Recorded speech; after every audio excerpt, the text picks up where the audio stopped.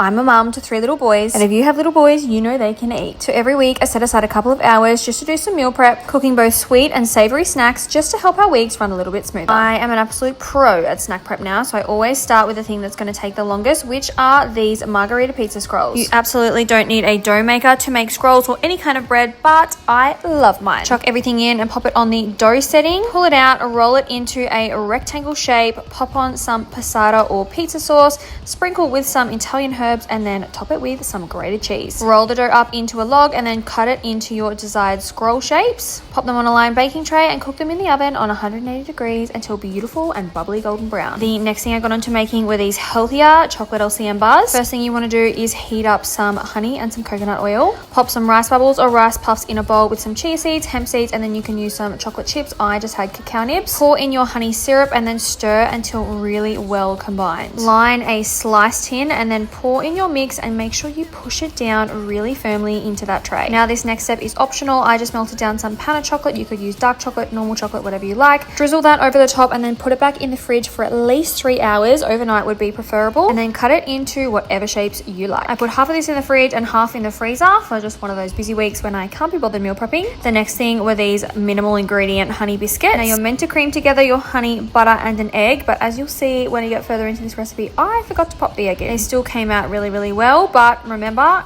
cream your egg with your butter and your honey. Once you've combined your ingredients and it's formed a dough, pop it in the fridge for 10 to 15 minutes before rolling out. I left mine in there for a little bit longer than I should have. That's why it's cracking a little bit, but still turned out perfectly fine. Cut out your cookies with whatever cookie cutters that you like. How cute are these cookie cutters? I know it's not necessary, but my kids just find it so fun, and my little one helped me do these today, and we just had the best time. The last thing I got onto making was a zucchini carrot slice with some onion and some turkey bacon. You don't even have to put onion and turkey bacon in here, but I just think it gives it a really nice flavor. Combine all of your ingredients together in a pan and then pop it into a lined baking tray and cook it in the oven on 180 degrees until golden brown. Zucchini slice is so versatile. You could add different veggies in, perfect for lunch boxes, perfect for lunch, dinner, whatever you like. And that is everything that I prepped this week. As always, I do post the recipes over the next coming week. I have already popped the zucchini slice recipe in the caption for you. Next week I'm doing 5 days of Easter baking. I cannot wait to show you those recipes.